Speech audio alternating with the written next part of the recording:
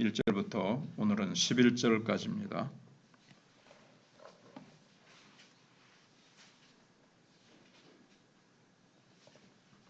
찾으셨으면 합독하시겠습니다. 너희의 하나님이 이르시되 너희는 위로하라. 내 백성을 위로하라. 너희는 예루살렘의 마음에 닿도록 말하며 그것에게 외치라. 그 노역의 때가 끝났고 그 죄악이 사함을 받았느니라. 그의 모든 죄로 말미암아 여호와의 손에서 벌을 배나 받았느니라 할지니라 하시니라. 외치는 자의 소리여 이르되 너희는 광야에서 여호와의 길을 예비하라. 사막에서 우리 하나님의 대로를 평탄하게 하라. 골짜기마다 도두어지며 산마다 언덕마다 낮아지며 고르지 아니한 곳이 평탄하게 되며 험한 곳이 평지가 될 것이요 여호와의 영광이 나타나고 모든 육체가 그것을 함께 보리라. 이는 여호와의 입이 말씀하셨느니라. 말하는 자의 소리여 이르되 외치라. 대답하되 내가 무엇이라 외치리이까 하니 이르되 모든 육체는 풀이요 그의 모든 아름다움은 들의 꽃과 같으니 푸른 마르고 꽃이 시들면 여호와의 기운이 그 위에 불미라. 이 백성은 실로 풀이로다. 풀은 마르고 꽃은 시드나 우리 하나님의 말씀은 영원히 서리라 하라. 아름다운 소식을 시온에 전하는 자여 너는 높은 산에 오르라. 아름다운 소식을 예루살렘에 전하는 자여 너는 힘써 소리를 높이라. 두려워하지 말고 소리를 높여 유다의 성읍들에게 이르기를 너희의 하나님을 보라 하라. 보라, 주 여호와께서 장차 강한 자로 임하실 것이요 친히 그의 팔로 다스리실 것이라.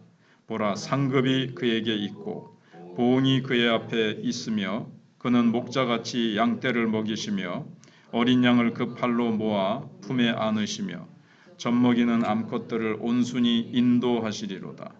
아멘. 이사야서는 66권으로 되어 있습니다. 성경이 66권이죠. 그래서 성경 속에 또 작은 성경책이라는 별명을 가지고 있습니다. 그리고 구약이 39권이듯이 1장부터 39장까지는 구약과 같이 하나님의 백성을 향한 하나님의 심판에 대해서 주로 다루고 있습니다. 물론 1장부터 39장까지도 두 번의 회복에 대한 예언이 나옵니다. 그러나 40장부터 시작해서는 오늘 말씀처럼 이제 회복의 어떤 약속 그리고 하나님의 백성을 위로하라는 신약이 이제 27권으로 된 것과 같이 40장부터 66장까지 27장으로 구성이 되어 있고 신약이 이제 회복과 생명과 그런 은혜의 시대가 된 것처럼 은혜의 시대를 이제 40장부터 66장까지 쭉 주로 열어가고 있는 것을 봅니다. 그래서 40장부터 내 백성을 위로하라는 하나님의 말씀이 나타납니다. 그동안 이스라엘 백성들은 바벨론 포로에 처해서 아주 노역과 고통과 그리고 아주 눌림과 고통 속에 그렇게 연단을 받았습니다. 그런데 하나님께서 포로에 처한 이스라엘 백성을 이제는 놀랍게 위로할 것이라고 선언을 하십니다. 그리고 자기의 종들에게 그 위로의 사명을 주십니다. 그래서 1절과 2절 그리고 9절로 11절을 보시면 너는 9절 같은 경우에 아름다운 소식을 시온에 전하는 자여 너는 높은 산에 올라서 힘써 소리를 높이라. 두려워하지 말고 소리를 높여 유다의 백성들의 성읍들에게 이르기를 너희의 하나님을 보라. 이렇게 되어 있습니다. 그러면서 하나님이 어떻게 이제 오셔서 자기 백성을 만지시고 회복시키실 것인지 그게 복음이죠. 기쁜 소식을 산 위에 올라가서 너희가 마음껏 외치고 전하라. 이런 사명을 주십니다. 무엇보다도 1절에 너희의 하나님이 이르시되 너희는 위로하라 내 백성을 위로하라 이렇게 두 번이나 강조하면서 나타납니다. 하나님은 이제 포로 잡혀가서 고통과 절망 속에 있던 자기 백성들을 위로하십니다. 그들이 포로의 신분에 있습니다. 포로의 처지에서 아무런 자유도 없이 그냥 얼마나 억압과 고통과 그냥 일하는 기계처럼 그렇게 고통받고 있는 그들에게 하나님께서는 너희 복역의 때가 이제 끝났다. 그리고 너희들은 이제 모든 포로의 자리에서, 사실 이거는 크게 보면 이제 신약에서 죄의 포로에서, 사망의 포로에서, 사탄의 포로에서, 세상 헛된 것에 포로 잡혀 있는 그 모든 인간들의 영혼을 하나님께서 자유케 하시는 거고 해방시켜 주신다는 이제 그 말씀이 깊이 이제 이 속에 담겨 있는 거죠. 그러나 이제 1차적으로는 이스라엘 백성들이 죄로 말미암아 바벨론에 포로 잡혀가서 고통과 고역 속에 있는데 하나님께서는 이제는 그 죄로 말미암은 형벌, 그 포로된 자리에서 하나님께서 풀어 자유케 하시겠다. 이런 말씀을 그의 종들에게 외치면서 그 백성들을 위로하라는 겁니다. 이제는 복역의 때가 끝났구나. 그동안 포로로 고통하고 눈물 짓던 시대는 이제는 하나님이 곧 꺼내시겠구나 하면서 위로를 하라는 겁니다. 하나님께서 주시는 이 말씀은 하나님이 세우신 종들을 통해서 이제 성취가 됩니다. 사실 45장에 가면 고레스 왕을 통해서 하나님께서 자유를 주십니다. 고레스 왕이 이스라엘 백성들을 본국으로 돌아가게 하라. 가는데 모든 드는 비용과 돌아가서는 성전을 지어라. 그리고 성전을 짓는 비용도 다 지불을 하겠다. 이제 그렇게 선언을 하죠. 하나님께서 이런 종들을 통해서 하나님이 하신 말씀들 다 이루십니다. 그리고 53장에 가서는 메시아, 이제 거기 보면 고난받는 종의 모습이 나타나죠. 메시아가 종으로 오셔서 어린 양으로 오셔서 희생과 죽음을 통해서 죄와 죽음의 굴레에서 자기 백성들을 자유케 하시고 해방시켜 주실 것을, 구속하실 것을 53장에서 말씀하십니다. 그래서 고레스라는 종, 메시아 예수 그리스도께서 또 종으로 오셔서 또 하나님의 말씀을 성취를 하십니다. 그리고 때로는 어떤 왕을 통해서, 그리고 목자를 통해서, 그리고 하나님께서는 용사같이, 하나님께서는 때로는 어떤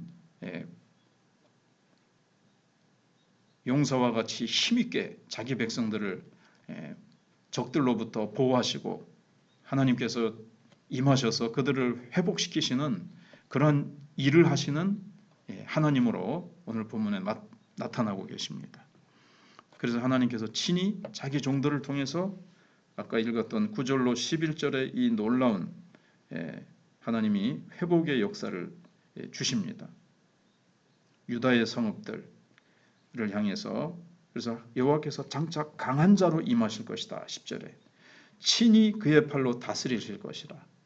이게 지금 외적에게 끌려가 가지고 이방 땅에서 고통당하는 자들에게 얼마나 큰 위로의 말씀이 되겠습니까? 얼마나 소망의 말씀이 되겠습니까? 하나님이 용사로 임하시고 강한 자로 임하시고 친히 주님의 팔로 다스리실 것이라는 겁니다. 하나님이 친히.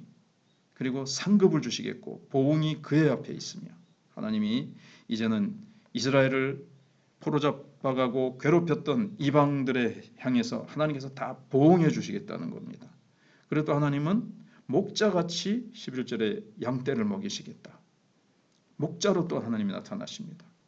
무섭게 채찍을 휘두르거나 몽둥이로 치시는 그런 심판하시는 하나님이 아니라 목자같이 아주 따스한 사랑의 손길로 양떼를 먹이시고 어린 양을 그 팔로 모아 품에 안으시고 젖먹이는 암컷들을 온순히 인도하시겠다고 말씀하십니다. 그동안 얼마나 참 혹독한 그런 연단을 받았습니까? 그러나 그런 연단과 복역이 끝난 후에 하나님께서 이렇게 참 사랑과 은혜와 인도하심, 보호하심, 먹이심, 그것도 따스한 사랑으로 은혜로 먹이시겠다고 하시는 이 위로의 말씀으로 이제 하나님께서 여시는 겁니다. 그래서 선지자는 백성을 향해 너희의 하나님을 보라 이렇게 외쳤습니다.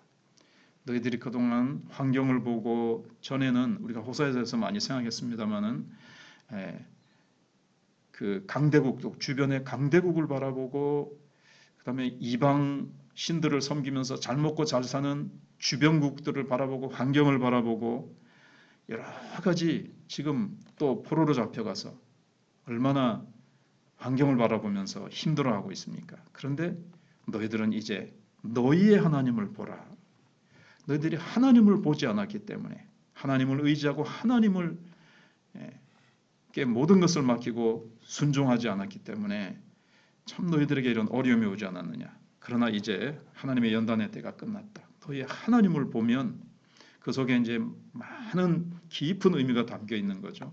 하나님의 변화가 회개하고 하나님께 부르짖으며 하나님만을 의지하겠노라고 하나님 앞에 그렇게 나아갈 때에 하나님은 약속하신 대로 다 회복시키실 것이다. 이렇게 말씀하시는 겁니다. 고통과 절망 속에 우리는 세상을 살다가 빠질 수 있습니다. 그러나 하나님의 백성은 하나님을 바라볼 때 하나님이 얼마나 크신 하나님이신지, 이런 강대국과는 비교할 수 없고 그들이 지은 죄가 아무리 크다 할지라도 하나님의 자비와 긍휼과 용서하심은 무한하시며, 하나님은 이제 뒤에 쭉 나오지만 53장에 나온 것 같이 자기 아들을 보내셔서까지 우리의 모든 슬픔과 우리의 모든 아픔들을 자기 아들을 징계하시고 채찍에 맞게 하시고 아픔을 대신 당하게 하시면서 회복시키시는 그 사랑의 하나님, 그 하나님을 너희들이 바라보면 너희들이 위로를 경험하게 될 것이다. 상하고 찢긴 마음, 절망 속에 빠진 그들의 그 영혼과 그 상태에서 큰 위로를 받게 될 것이다 하는 겁니다. 우리는 삶의 문제와 어려움 속에서 하나님의 백성은 어떻게 위로를 받습니까? 세상에 많은 돈으로요, 어떤 좋은 환경으로요, 이 시대에 많은 정말 백화점에 가면 쌓여 있는 그 좋은 것들, 그런 것들로 위로를 받습니까? 아닙니다. 우리는 하나님을 바라볼 때 하나님만이 우리의 진정한 위로자가 되시고 하나님만이 진정한 우리의 공급자가 되시고 인도자가 되심을 우리가 확인할 수가 있습니다. 그리고 하나님은 너희는 내 백성을 위로하라 했는데, 앞에서 말씀드린 대로 너희는이 하나님의 마음을 헤아리는 종들입니다. 고레스, 그리고 하나님이 세우시는 어떤 왕들, 그리고 그 왕들은 목자의 역할을 하기도 하고 강한 용사의 역할을 하기도 하고, 그렇게 하나님께서는 지금으로 하면 목회자가 되기도 하고 또 성도가 되기도 합니다. 하나님을 알고 지금 주변에 고통받는 절망 속에 빠져 있는, 마음이 상하고 슬픔에 젖어 있는 하나님의 백성들을 향해서 이제 가서 위로하는 겁니다. 마음에 닿게, 오늘 말씀해 보면 마음에 닿도록, 그냥 형식적으로 그냥 툭 던지는 말이 아니라 그들의 마음에 정말 위로가 사무치도록, 하나님의 사랑이 사무치도록, 그들의 가슴에 하나님의 은혜가 그들 마음속에 부어져서 그들이 다시 위로 속에서 힘을 얻고 일어서도록, 절망의 자리에 그렇게 낮아빠져 있는 그들에게 위로의 말씀을 전하라고 하나님이 말씀하십니다. 그것밖에 못하냐고, 왜 그렇게 자빠져 있느냐고, 누워있는 자들을, 쓰러져 있는 자들을 한 번 더 밟는 것이 아니라 하나님의 놀라운 능력으로 하나님께서 찾아오셔서 세우실 것이라고, 이제는 슬픔과 복역과 고통의 시대는 끝나고 예수 그리스도로 말미암아 성령으로 말미암아, 그래서 61장 1절에 주의 영이 내게 내리셨으니, 위로자들은 어떻습니까? 고레스로부터 시작해서 다 주의 성령이 임하셔서, 이제 예수님이 고향에 가셔서 하신 말씀이죠. 이사야 61장 1절 이하는 주의 영이 내게 내리셨으니 가난한 자에게 기쁨을, 그 다음에 포로된 자에게 자유를 하시면서 예수님이 쭉 말씀하십니다.